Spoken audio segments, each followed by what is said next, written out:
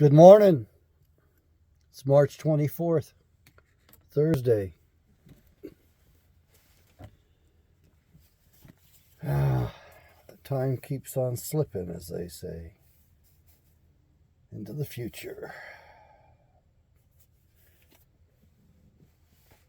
The time seems to be passing rather quickly. One thing about when one is young, the day seems to take forever. As a child, we get bored. We don't know what to do. Turn to my mom, turn to our mothers, usually, and our fathers. Don't know what to do. Getting kind of bored. Can't wait for this or that in the day. We have no patience, and of course, later in life, things accelerate a lot. And the time seems to move just way too fast. And I think that when I was working, I realized that when people retired, it seemed like they didn't have time. Even though they weren't going to work, they didn't have enough time to do everything else that they wanted to do. I hope that I get the time to complete my mission. I'm not sure what that is. Do you know what my mission is? Well, I think I'm here to sell Bibles. I think this is the best version of the Bible available today. I've been talking to folks, meeting folks, hearing about other versions of the Bible, new versions of the Bible, quite a bit different. And I think we should be grateful for what we have at this particular time. That's just a general attitude, a general philosophy towards life. An attitude of gratitude helps me get through the day much better than wishing I had this or had that. Paul said he learned to be content whether he had a little or he had a lot. I do think there's a problem with what we've made of the Bible. I think that these religions, these denominations, are problematic, mostly because it's not well versed in the Bible, it's not well grounded, and we make these things into things that they're not. And so the most important thing is to face reality, to be in touch with reality. The world is a very dangerous place today. It's been dangerous for quite a while. This is going to be Original Sin Part B, the second part. Will there be other parts? I'll probably be mentioning this because this is foundational to understanding the rest of the book and to understanding what's going on today, especially in the Ukraine and in the United States of America. I think that, well, what I was thinking of a little bit ago is, should there be anything called the original sin? I'm not seeing anything that says original sin. I see a phrase, the old hatred. I see a reference in the New Testament to the fact that the woman was deceived while the man was not. Okay. I see references to the offspring and to the children of this illicit, unnatural union. So everything does refer back to this. But was what happened, did Adam commit the original sin? Did Eve commit the original sin? Well, I think the original sin really should be set right here. This is in Genesis chapter 6. Giving you a little bit more light here. And it came to pass, when men began to multiply on the face of the earth, and daughters were born to them, that the sons of God saw the daughters of men, that they were fair, and they took them wives, all of which they chose. And Yahweh said, My spirit shall not always strive with man, For he also is flesh, yet his days shall be 120 years. Folks, that's where I get the 120 years from. At this point, men weren't living 900 years or 800 years. We got reduced to 120 years at this point. Verse 4. There were giants in the earth in those days, and also after that, when the sons of God came in unto the daughters of men, and they bore children to them, the same became mighty men which were of old, men of renown. And Yahweh saw that the wickedness of man was great in the earth, and that every imagination of the thoughts of his heart was only evil continually.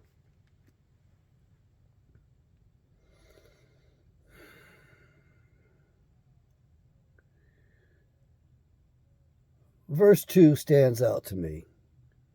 I always say it's verse 1, but when I go back to the real text and get grounded in the Word, yes, I need reminding. The sons of God saw the daughters of men, that they were fair. Okay, folks, let's look at the reality of it. And I'm going to comment about myself. I'm an older man. I've been around a bit. I've lived most of my life. And I have to say that most of you young folks out there look pretty attractive to me. You're beautiful. Anyone under the age of 30 looks like a child to me. If I'm enjoying a conversation with a young lady, I will typically ask how old she is, because I don't dare guess. People age at different rates. People mature. Well, some people never mature. But the main thing here, going to the book, is that the sons of God saw the daughters of men, and they were fair. And they took them wives, all of which they chose. So they married, if you will. What is marriage? Marriage is actually, in the Bible, the sex act is being married back then. People did not have marriage licenses. There were no governments or states issuing marriage licenses. There were no benefits or any legal proceedings that required you have a marriage license. And so what I want you to understand is that there's another term we need to look at. Actually, there was one marriage license in the Apocrypha. I think it was the book of Tobit. They drew up a marital contract. That's the only evidence of a marriage license in the Bible. It's in the Apocryphal books, in the book of Tobit, I believe. You're not going to find a marriage license throughout the Bible. As a matter of fact, for the majority of the history of our nation, the United States of America, of my nation, you would walk into court with the family Bible, and it would have the marriage in the Bible, recorded in the Bible, and that was your documentation. That was your evidence of a marriage license. And back then, you got married in the church. The state did not have that jurisdiction. The state did not have a lot of licenses until World War II. Driver's licenses, fishing licenses, hunting licenses, all of that came about in order to fund the government and fund World War II. And those licenses were, we were promised they would go away once the war was over, and they didn't need that, but they didn't go away. And so you would walk into the court with your Bible. Of course, divorce was very rare back then, but nonetheless, your documentation was in your Bible. The marriage was done by God. The state didn't perform the marriage. The pastor performed the marriage. A justice of the peace, could also perform the marriage.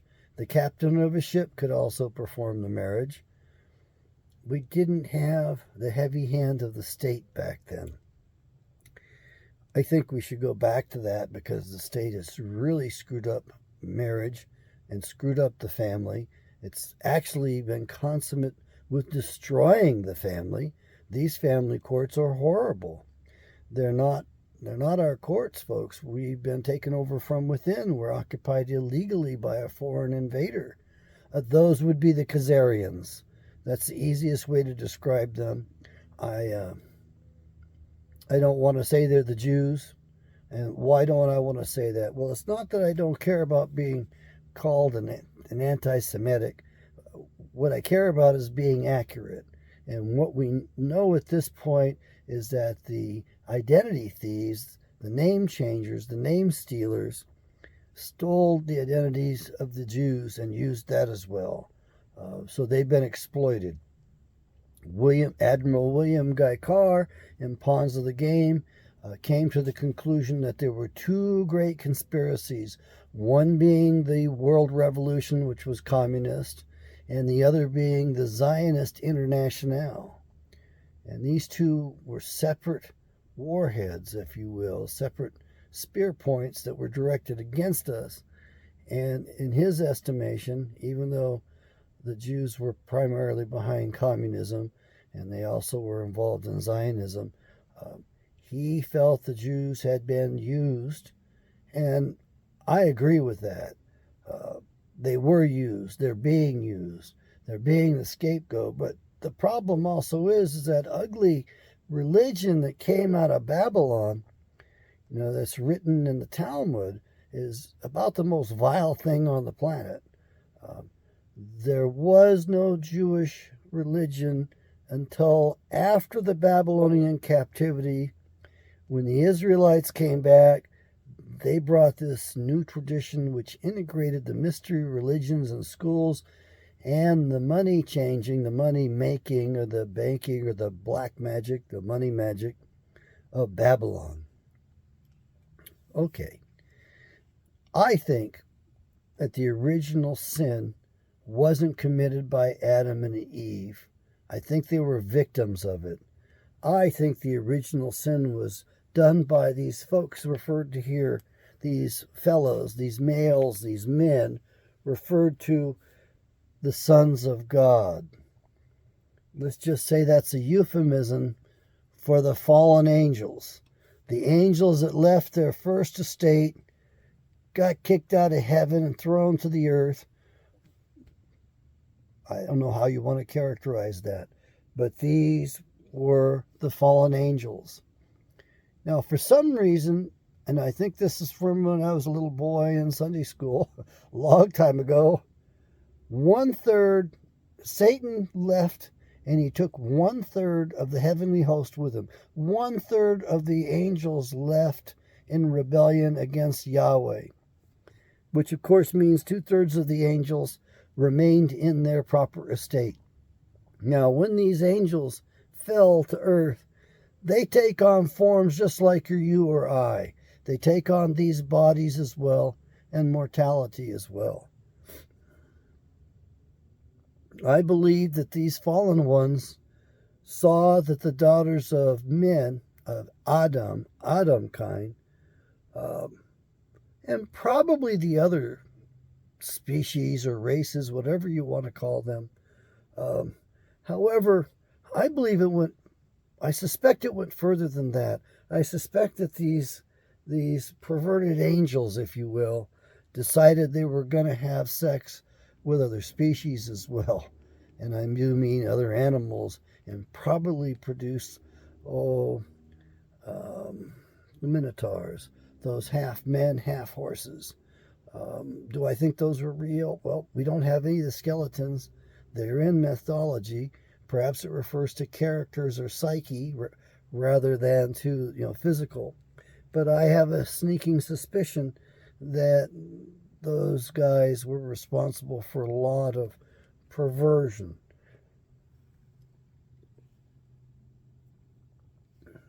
Yahweh saw that the wickedness of man was great in the earth, and that every imagination of the thoughts of his heart was only evil continually. So the natural order was disturbed. And it was the wickedness of man. Now, is that the wickedness of Adam or not? We'd need to do a word study on that if we want to do that, if we want to understand that. I'm not going to get out the Strong's Concordance. It's buried away right now. I've got to get more organized. I did laundry yesterday. I like doing laundry. I like clean clothes, and it's very mundane stuff. I got a lot accomplished. So I believe that what happened is that the fallen angels conspired, and they conspired on Mount Hermon. I think we're going to find that in the book of Enoch. I don't have those books. You have to have a particular mindset to understand those. From what I can tell, there were 200 angels at Mount Hermon that conspired on Mount Hermon.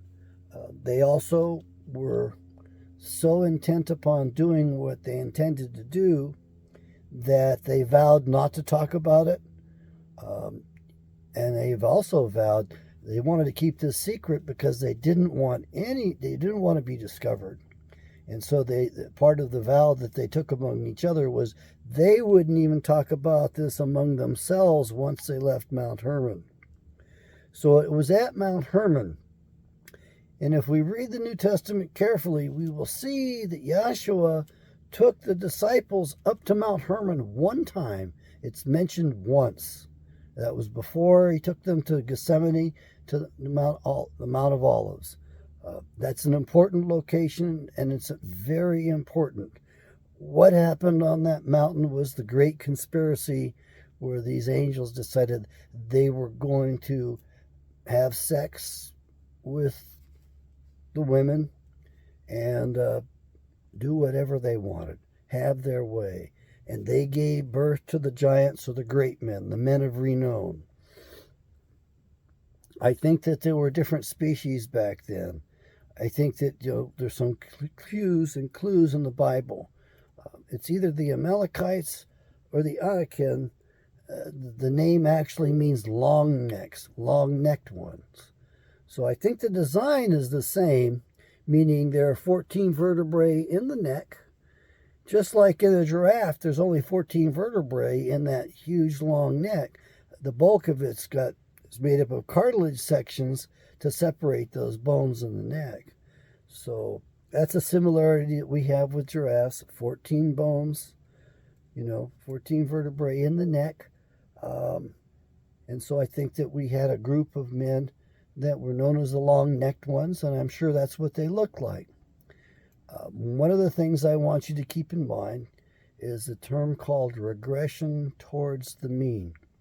It's a psychological term. Well, it's a scientific term, statistics term, experiment term. It means basically that the more you conduct an experiment or the more that you breed a particular bunch of animals, the more they return towards the mean. So you might start out with great diversity with several experimental conditions, and as you progress, there's going to be a regression towards the mean. So at this point, we're all mixed up into this particular form. Generally speaking, we have two eyes. We've got a face. We've got two eyes, a nose, and a mouth, and we have two arms and two legs. Kind of star-shaped when you think of the head, the two arms, and the two legs. You've got 5 points. That's kind of important. That shows up in other symbolism, other places, the pentagram, the pentagon. That's kind of an important thing. It's kind of like a universal design, because even these pictures of the aliens that we have from artists, or real pictures perhaps, they've all got 5 points as well. Everybody's got a head. Everybody's got a couple of arms and got a couple of legs. Things did vary. You'll find in the Bible that you've got people with, we all think we all have 5 fingers. No, folks, there were 6-fingered and 6-toed ones.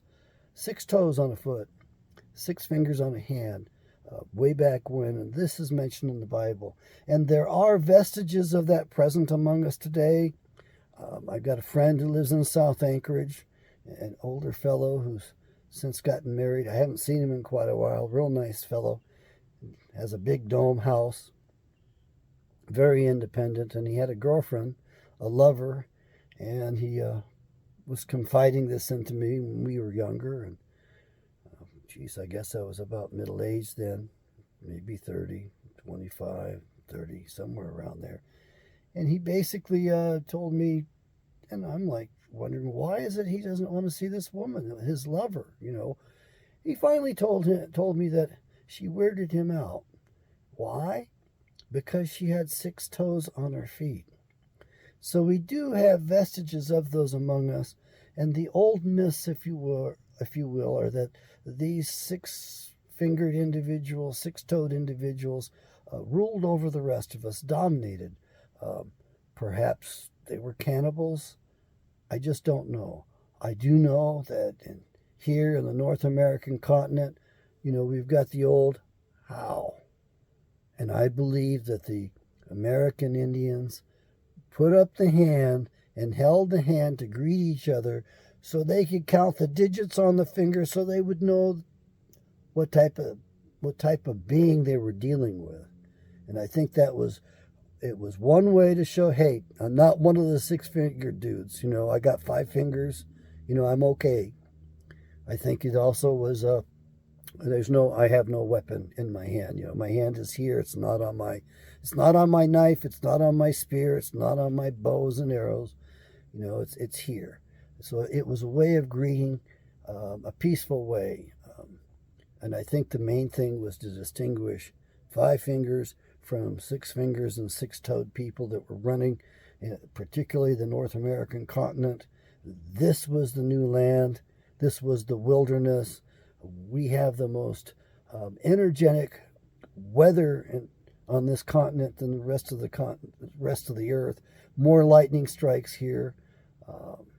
It was uninhabited and new for a reason, because of the violence and the violent upheaval in founding this place.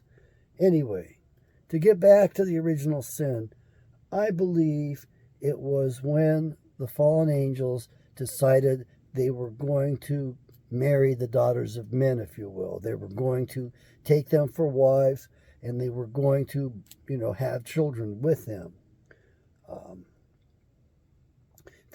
The evidence of the giants in North America is just overwhelming. We have the mounds in Ohio, which are supposed to be, and I think they are, the burial mounds for these large giants. Whenever they've discovered the skeleton of a giant, it gets shipped off to the Smithsonian. We think that the Smithsonian's going to want those things. We never see them or hear about them again. We don't know what they do. I don't think they even catalog them in. I was thinking for a long time they just destroyed them because they didn't want the evidence out there that supported the Bible. They didn't want anything that would allow people to believe in and have any faith in the Bible. The Indians have a lot of stories about the different giants, man-eaters, cannibals. There's quite a bit about it. We've got the legends of the Big Feet, the Bigfoot. They appear to be around the planet. There's a place up here in the interior of Alaska where I was told that they lived on a particular river or creek. I was also told that you don't want to go up there. We don't disturb them. They're pretty big and they're pretty violent and they're much stronger than we are, and they don't need weapons. They can just rip you apart. We've got evidence that there's probably a cave on the Aleutian chain from which we believe some huge being dwelled in. The dudes were big enough to throw the cats, you know, the old caterpillar cats, the caterpillar tractors, Cat 9s, or whatever they were, the big bulldozers around, and destroy those. We've got also evidence from the Iraqi war, the giant of Kandahar, which actually took out a couple of special forces teams that killed the entire special forces reconnaissance team that went in the first time. They didn't hear from those guys. The Army sent in another team to go after them, and apparently this thing was so fast that by the time they confronted this thing, he had already gone and killed the point man. And while he was killing the point man, the others were opening up fire, and it was a hard guy to kill. Apparently, they helicoptered this giant off. When they took him, they put him on a pallet. And of course, when you're flying, you have to know weights, because you've got to know how much cargo you have according to the capacities of a helicopter, especially an airplane, certainly. And they estimated the weight at 900 pounds. We've got evidence of giants in the caves in New Mexico, reports of that. That's suppressed as well. Those dudes are like 7 feet tall. They're estimated to be 300-400 pounds. Paper mache skulls. That's still in New Mexico somewhere. I don't know where. I'd love to go there and check that out for myself. We've got the Paracas skull types. The skulls of Paracas, those elongated skulls with a lot more brain volume than we have, a lot more gray matter. Those are hard evidence. I mean, they really exist.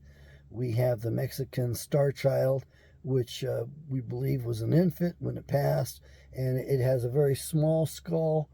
When they did the DNA samples, the weird thing was they made a determination that it looked like a couple of aliens had to use a surrogate mother, Earth mother, to give birth to this child. So we know we've been having visitors, aliens, angels. We know they've been here. We know that they've played with our genetics. We know that all flesh corrupted its way upon the earth. I think that's basically telling us that species had crossed, that races had crossed, whatever you want to call it.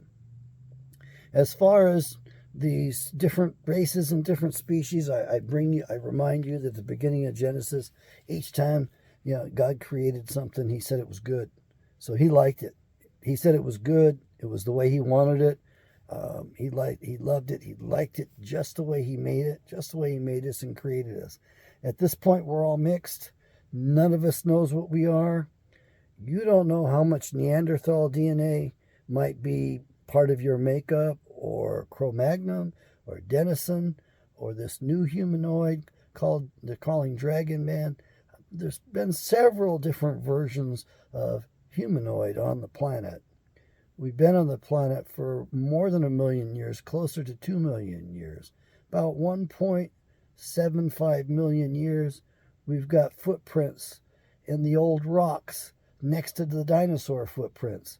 So we know that man lived back then. We've always been able to survive these cataclysms. And of course, we have. So we have 200 angels conspired on Mount Hermon. That's in an extra biblical book. And at this point, I've hung around with a lot of guys, so I can't even tell you the books or the references and a lot of this. I don't remember who brought these things. Again, the figure of 200 angels was mentioned in regards to Solomon, that Solomon was the ring bearer. He actually had rings, and he had the name of each fallen angel on the ring. And the myth, the story is that he took them into captivity. You get power over this angel or over the spirit by calling it by its name, and for some reason it has to submit, and he would put this ring on their hands, and he was taking them off supposedly to Tartarus, to imprisoning them. I guess there's a tall tale of Solomon being tasked by Yahweh to round up these fallen angels so that he could put them in prison until the time come for them to do their mischief. Obviously, we've got devils among us. We've got all kinds of mixes among us. So you and I may look at them and regard them as equal to us, the same as us. I do not like that concept that all men are born equal. Well, I guess we're equal in terms of the natural law, and We're supposed to be equal before the law. I think that's what that refers to. We certainly aren't all the same size, shape. We don't all have the same skull shape. We don't have all the same color. We don't have all the same aptitudes and abilities. We all have different talents given to us. So in that sense, we're not equal. But we should be equal before the law, and we should each have a right to survive and to defend our lives. That's natural law. So I believe that the original sin was committed by the fallen angels. And I told you in part A that I was trying to blog and I was trying to write the proper, my spelling's not so good, so I use the computer, use Google for a spell check, kind of. Anyway, I looked up Gadriel. Gadriel showed up in Wikipedia. There were 3 different ways to spell that fallen angel's name. Wikipedia says that he was one of 5 leaders of the fallen angels. He was the one that seduced Eve. From Gadriel, we get Gad, his nickname, and then we get the alliteration, close approximation of God. So that's one of the ways and one of the references to the generic word God. You don't know if God refers to Yahweh or to Baal or to Moloch or to Gadriel. You just don't know. You've got to check it in context. You have to understand that. This early stuff of the Bible is very important. This is the book of beginnings, the book of Genesis, a book of genealogies. I will point you to another specific part of Genesis here. I'm going to let myself go off just a little bit here. And I'm looking for a specific verse, and so I'll have to find that at another time. But it may be just that it's in a different version of the Bible. But it basically says this is a genealogy. This is the book of record of those on the earth and above the earth. It's basically evidence that there's life outside the planet. I'll have to find that. I'm going to read this and get back to you on that. But right now, what I want to tell you is that I don't think that we should be. I think we need to pull together. I think the family needs to be united. I think we need to support families. I don't think families are getting enough support. You know, especially you men out there, you women out there. You know, if you see that somebody's married, don't interfere in that marriage. Respect that marriage. Don't muddy the waters. Don't adulterate. Don't water things down. Support the families, especially when you see families with children. You know, those need extra support. They're struggling with the whole family dynamics. If you want to read crazy stuff, read the Bible. It's in here. If you want to read about dysfunctional families, read about it. It's in here. If you want to read about some pretty wicked stuff and evil stuff, it's in here. As a matter of fact, there's passages in here in which Yahweh says they do things which never even crossed my mind, that the wicked things that they are doing are so vile, so evil, so terrible, that God says it never even crossed my mind that it was possible you would even think to do such a thing. If it's outside of the realm of God's ability to conceive of it, it's got to be pretty wicked. I mean, God admits. It never even entered his mind. What would those things be? Probably the child sacrifice. You know, probably some of the pedophilic things. Probably some of the torturous things. Certainly bloodletting. Certainly this adrenochrome or adrenalized blood. This sort of human sacrifice stuff whereby they create a kind of a psychotic concoction, a poison. And remember, the Khazarians are experts at poisons and using poisons and poisoning their victims, drugging their victims. So I propose that we call the original sin what the fallen ones, what the fallen angels did, conspired to do. I think the original sin belongs on them. It doesn't belong on Adam. Everybody's real happy to accuse Adam. Does it belong on Eve? I don't think so. I certainly don't think it's constructive to be blaming each other. Adams need to stop blaming Eves. Eves need to stop blaming Adams.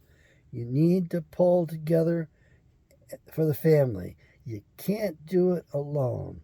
Men, you really do need the input of the women because they see things differently. They perceive things differently. You need a woman watching your back if you can have that. You really do need that. Now, this argument, this fighting that's going on between men and women, the enemy knows that. He started this stuff. He understands it fully. And in case you're wondering, in about 1911, according to Eustace Mullins, there was a woman from Russia who toured the United States of America, primarily the East Coast, and she brought over here ideas about women being oppressed, women being second-class citizens. She was laying the foundations for the destruction of the team.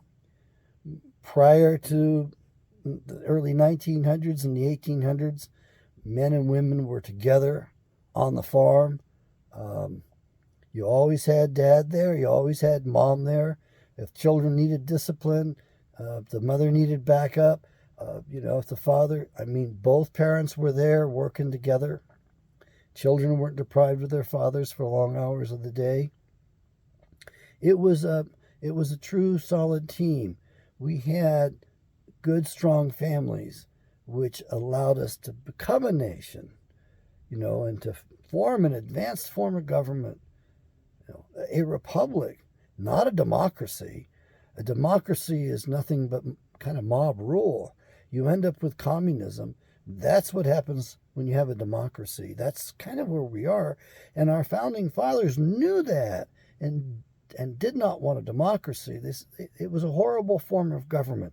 So they gave us a republic. Why a republic? Because your rights don't come from the state. Your rights come from God. Okay? Natural rights, inherent rights, given to you by God, not authorized or licensed by the state government. And the other thing is that it was representative republic. That way we had checks and balances. We had a balanced system. We don't have that today because we've gotten away from the original formation. So,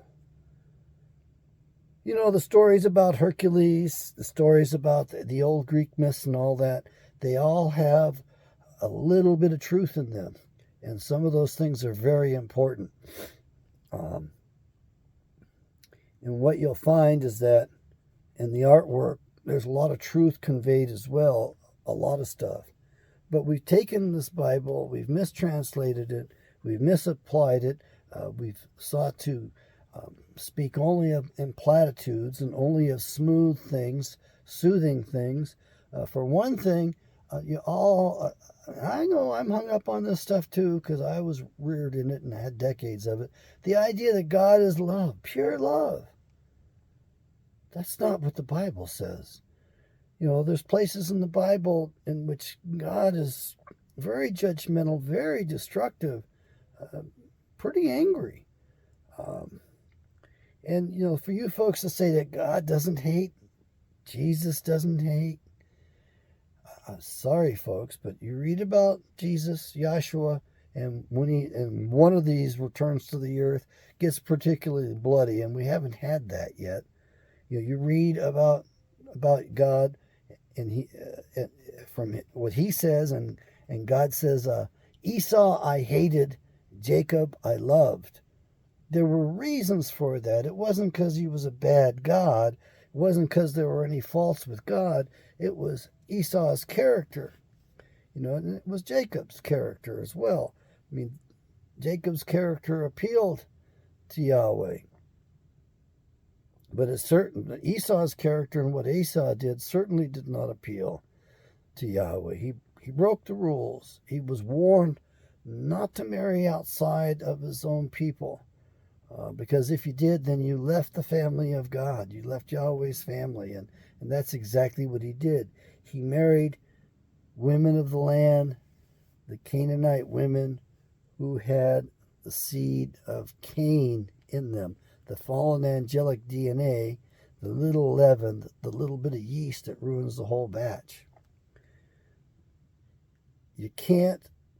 I cannot emphasize enough how important it is, how important breeding is, and how important choosing a good wife is. It takes two folks. I think that mothers contribute quite a bit. We know our mitochondria, the little engines for the cells, come from our mothers. We inherit those from our mothers. We also know at this point that children tend to script according to their opposite gendered parents, so that we know that a lot of people get their character, in the case of boys, from mother, in the case of girls, from father. It's kind of an interesting thing. The bond between mother and son is like real magical. That's a pretty special bond. And likewise, the bond between father and daughter is pretty special as well. So those are unique bonds with special dynamics.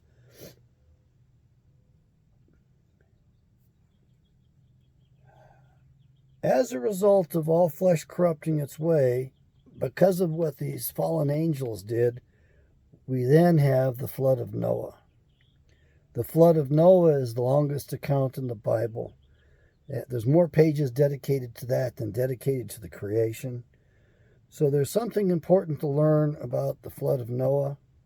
And we also know that Joshua said, as it was in the time of Moses, so shall it be in the time of the return.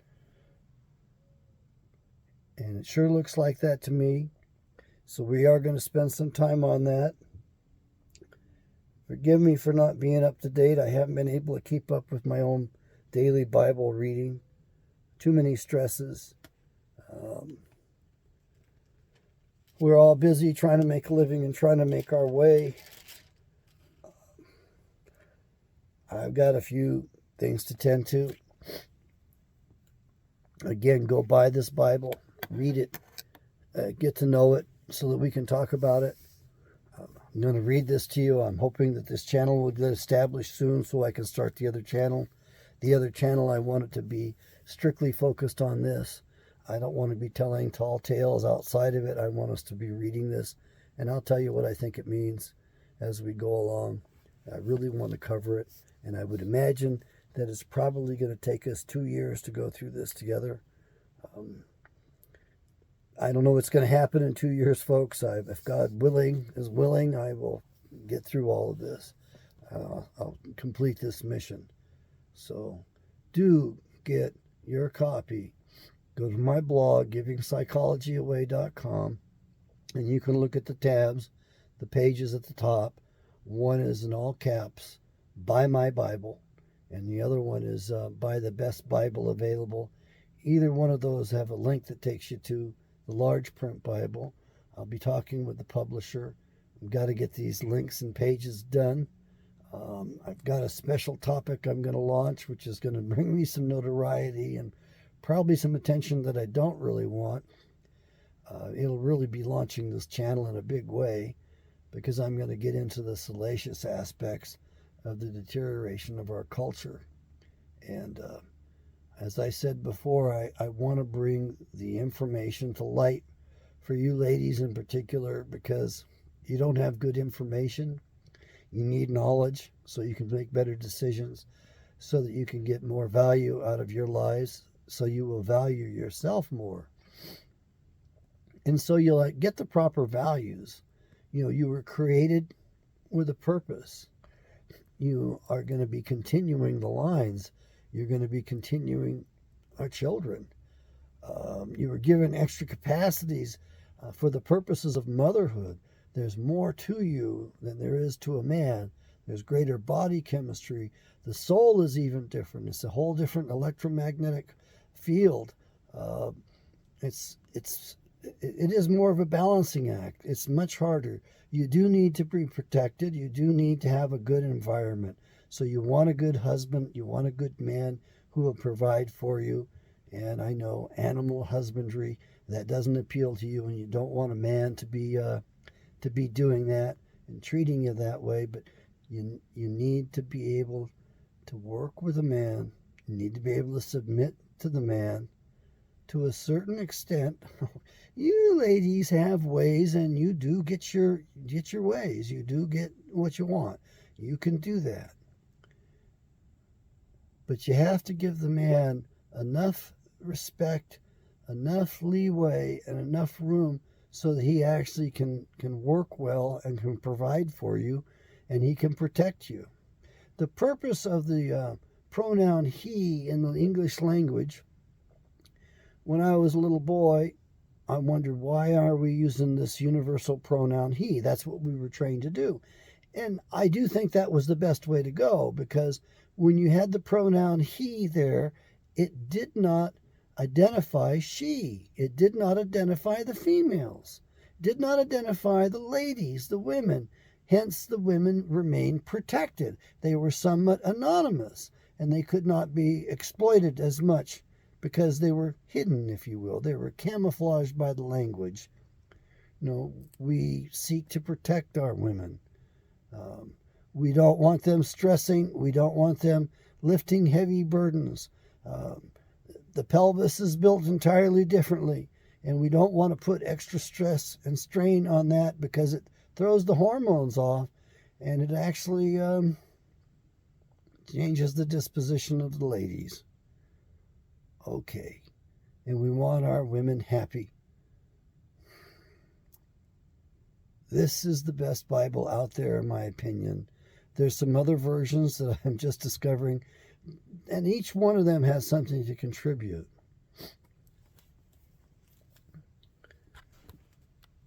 So, the original sin, who did it?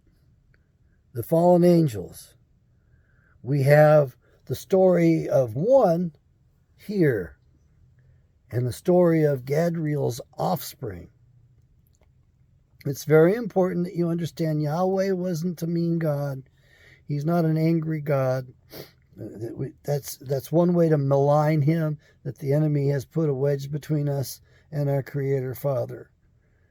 He actually has been acting in our best interest the whole time. He loves his creation very much. He loves you just the way he created you, just the way he made you. Get this Bible. Get it today. Start reading it. Learn it, know it. Learn the names of the characters. Learn the plot. Study the character development. Don't model yourself after the bad examples in here. Take after the good examples. Take those to heart.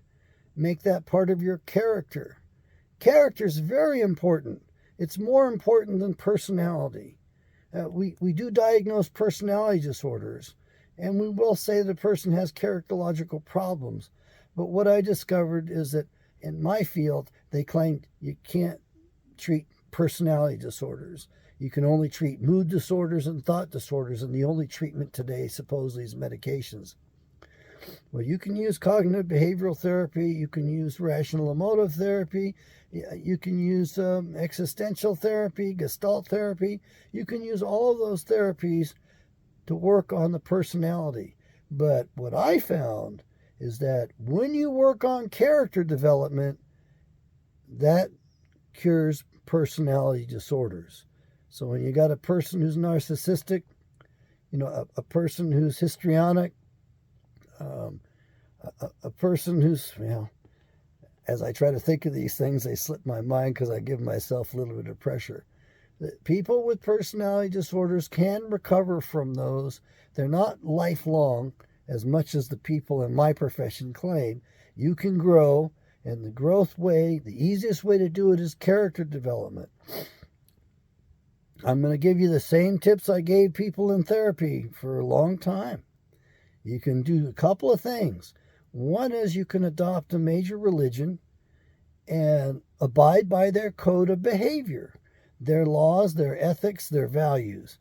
That right there will help your character. And almost all the major religions have got good character. That's the essence of it. Sikhs have got good values, good character. Generally speaking, the Catholic Church has got the same thing going in the Protestant Church. Even the Muslim faith has got some things about how to be a good man, how to be a good woman. The other thing you can do is you can read these autobiographies of great men and great women, and you can steal from them. Don't just borrow from them, but read about them. Read about the people you admire. See what made them tick. See what they went through. See what they had to learn, and steal their ideas and make that part of yourself. So what we're talking about are models of exceptional models, models of excellence. So you take those models of excellence and you take after them. You can change a personality disorder. It's a long, hard road. Might take 10 years. But the fact is that we change over time. We don't remain the same. We grow. In the field of psychology, they preach that you're stuck with a personality disorder. It's pervasive. It's lifelong. They also teach that in bipolar disorders, it's lifelong and it gets worse and you can't do better without medications. Well, the fact is that the field hasn't even addressed the cause, the etiology of bipolar disorders, and most of it is from poisoning, from spiking of the food with manganese by these evil ones that are right here in the Bible, by the descendants, the children of the devil, by the children of Gadriel. Even Yahshua in the New Testament confronts a group of Jews at the temple, and he tells them that they're not his children because his children know his voice. And if they were Abraham's seed, that they would know his voice, and they would know that Abraham and Moses, they wrote about him. They prophesied, they predicted his coming. The prophets did that as well.